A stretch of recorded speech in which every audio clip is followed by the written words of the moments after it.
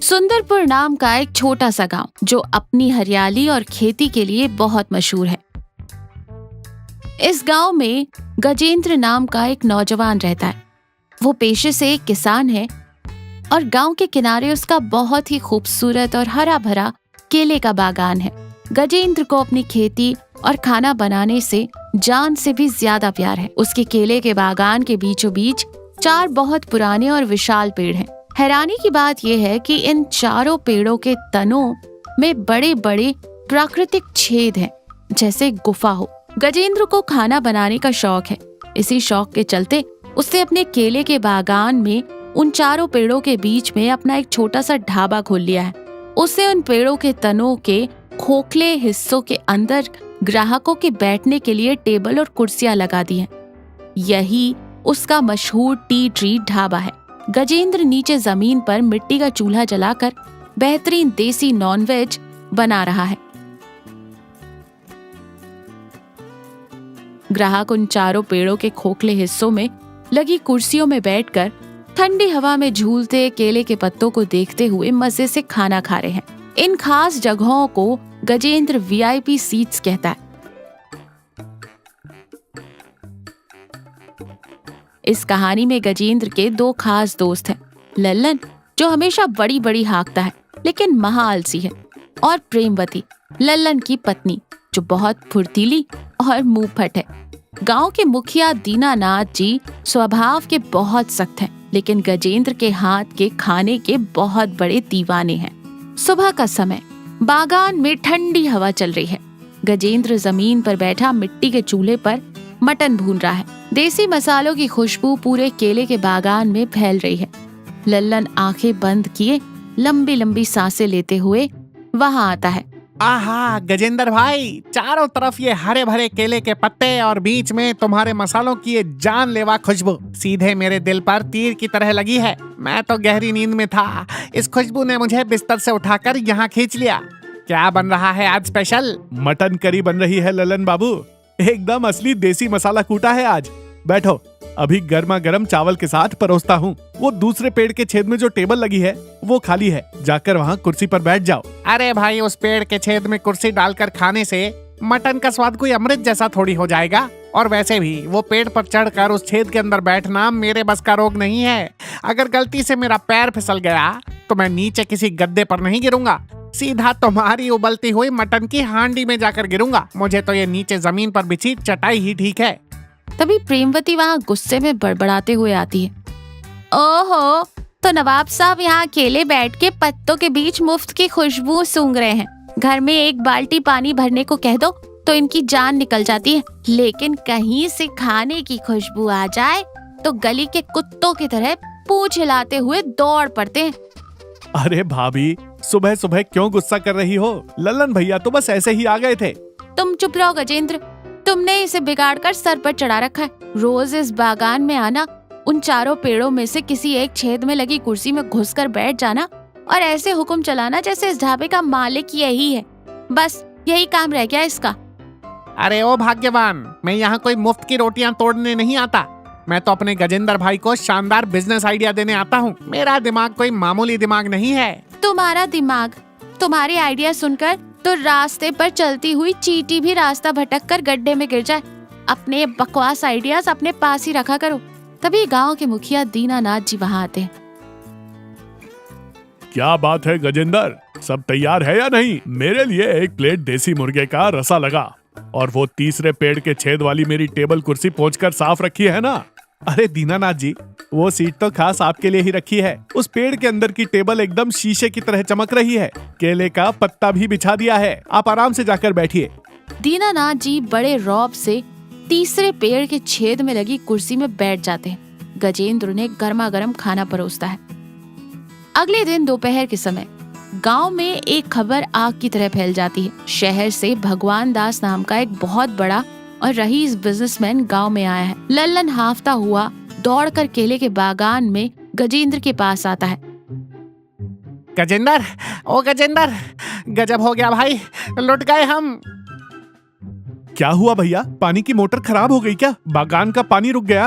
अरे पानी को मार गोली, यहाँ तो हमारी आंखों से पानी निकलने वाला है। शहर से भगवान दास नाम का एक बहुत बड़ा करोड़पति आ रहा है। उसे पता चला है कि तुम पर गांव के साहूकार का कर्ज है। वो लोग तुम्हारा ये पूरा केले का बागान खरीदने वाले हैं। इन चारों पेड़ों को काटकर यहाँ एक बहुत बड़ा कंक्रीट का रिजॉर्ट बनाने वाले हैं। गजेंद्र बहुत दुखी होकर अपने आंसू रोकते हुए कहता है, क्या मेरे केले के बागान को उजाड़ देंगे?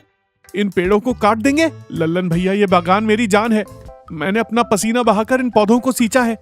इन चारों पेड़ों के खोखले तनों ने ही तो मुझे मेरे ग्राहकों के लिए कुर्सी टेबल लगाने की जगह दी है। अगर ये वीआईपी सीट्स नहीं रही तो मेरा क्या होगा?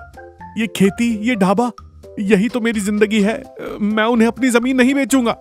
तभी प्रेमवती वहां आती है। हिम्मत रखो गजेंद्र, मैंने तुम्हें पहले ही समझाया था कि गांव में कोई छोटी सी पक्की दुकान किराए पर ले लो, लेकिन तुम्हें तो इस मिट्टी, इन केले के पत्तों और इन पेड़ों से कुछ ज्यादा ही मोह है। अगर कर्ज वालों ने ज्यादा दबाव डाला तो शायद जमीन भी बेचनी पड़े। अरे रोना धोना बंद करो, मेरे पास एक जबरदस्त आइडिया है।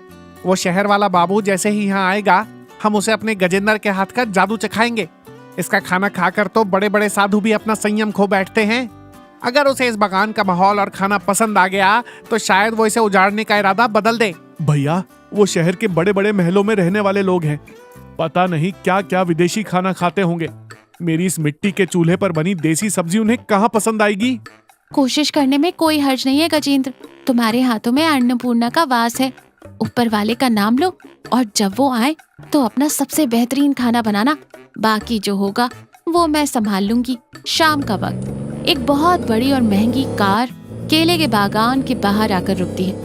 उसमें से भगवान दास नीचे उतरते हैं। वो अपने चारों तरफ की मिट्टी, उस बागान और उन 4 पेड़ों के छेदों में लगी कुर्सियों को देखकर बहुत अजीब सा और नफरत भरा मुंह बनाते हैं। ये क्या बकवास है? ये केले का बागान कितना गंदा और अस्त व्यस्त है, और ये गांव वाले क्या पागल हैं? पेड़ों के छेदों में टेबल लगाकर खाना खा रहे हैं। कल ही शहर से मशीनें मंगवाओ और इस पूरे बागान को उखाड़ कर समतल कर दो। सबसे पहले इन चारों पेड़ों को कटवाओ।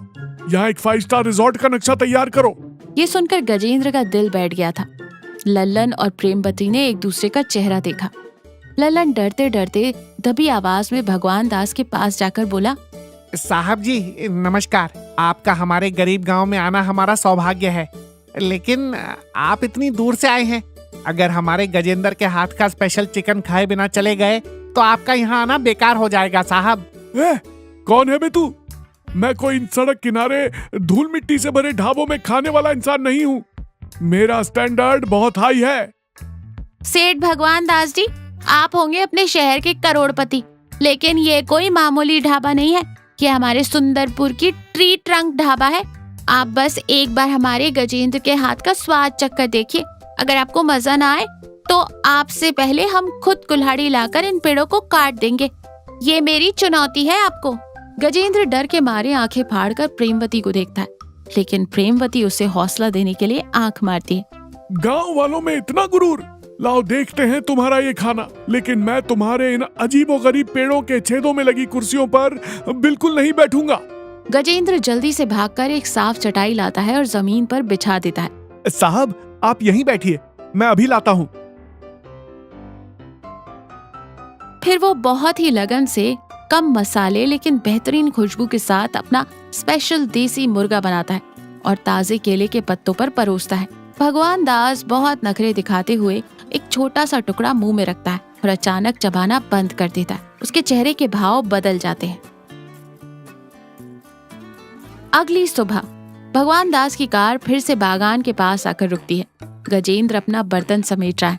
वो अंदर तक कांप रहा है कि पता नहीं आज उसका बागान कहाँ से उजड़ना शुरू होगा। लल्लन और प्रेमवती भी उदास खड़े हैं। भगवान दास कार से उतरते ही कहते हैं, गजेंद्र, कल रात का तुम्हारा वो खाना। गजेंद्र हाथ जोड़कर, मुझे माफ कर दीजिए साहब, क्या मुझसे कोई गलती हो गई? क्या मसाले ज्यादा तेज थे? गलती? बाबू गजेंद्र, मैंने शहर और विदेशों के बड़े बड़े 5 स्टार होटलों में खाना खाया है, लेकिन आज तक किसी भी खाने में मुझे इतनी जान, इतना प्यार नहीं मिला। उस केले के पत्ते पर परोसे गए उस स्वाद में एक अजीब सी सच्चाई और अपनापन था। लल्लन खुशी से उछल पड़ता है। सच में साहब? तो फिर हमारे केले के बागान का क्या होगा? आप इसे कटवाएंगे तो नहीं? इस बागान को उजाड़ना? क्या मैं कोई बेवकूफ हूँ? ये हरियाली, ये मिट्टी, ये पेड़, यही तो तुम्हारे खाने की असली जान है। मैंने अपना फैसला बदल दिया है। मैं यहाँ कोई रिजॉर्ट नहीं बनाऊंगा। तुम्हारे सिर पर जितना भी कर्ज है वो सब मैं चुका दूंगा, और उसके बदले मैं शहर में एक बहुत बड़ा मल्टी क्विजीन रेस्टोरेंट खोल रहा हूँ। तुम वहाँ के हेड शेफ बनोगे। मैं तुम्हें रहने के लिए एसी कमरा दूंगा और महीनों का लाखों वेतन दूंगा। मेरे साथ शहर चलो। गजेंद्र, लल्लन और प्रेमवती तीनों के मुंह खुले के खुले रह जाते हैं। इतनी बड़ी पेशकश की तो किसी ने उम्मीद भी नहीं की थी। अरे गजेंद्र, तेरी तो लॉटरी लग गई भाई। सारा कर्ज भी खत्म और लाखों की नौकरी। अब क्या सोच रहा है? हाँ बोल दे। गजेंद्र वो भगवान दास के सामने हाथ जोड़ लेता है। सेठ भगवान दास जी, आप मेरा कर्ज चुका रहे हैं, इसके लिए मैं जिंदगी भर आपका एहसानमंद रहूंगा।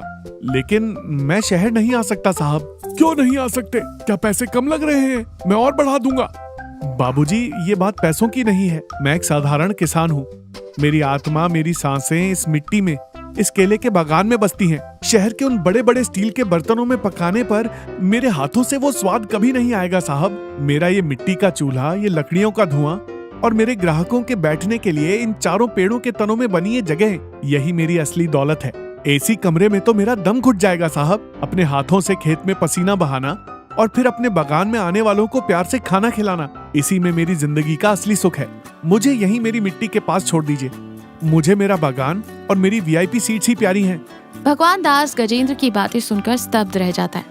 इस मतलबी और पैसों के पीछे भागने वाली दुनिया में एक ऐसा इंसान देखकर जो पैसों से ज्यादा अपनी मिट्टी, अपनी खेती और अपने काम से प्यार करता है, सेठ का दिल पसीज जाता है।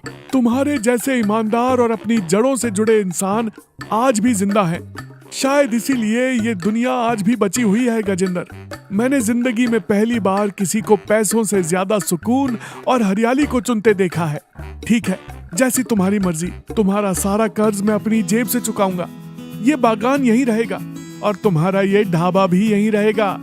और हाँ, अब से मुझे जब भी असली सुकून और शांति की तलाश होगी, मैं सीधा तुम्हारे पास ही आऊंगा।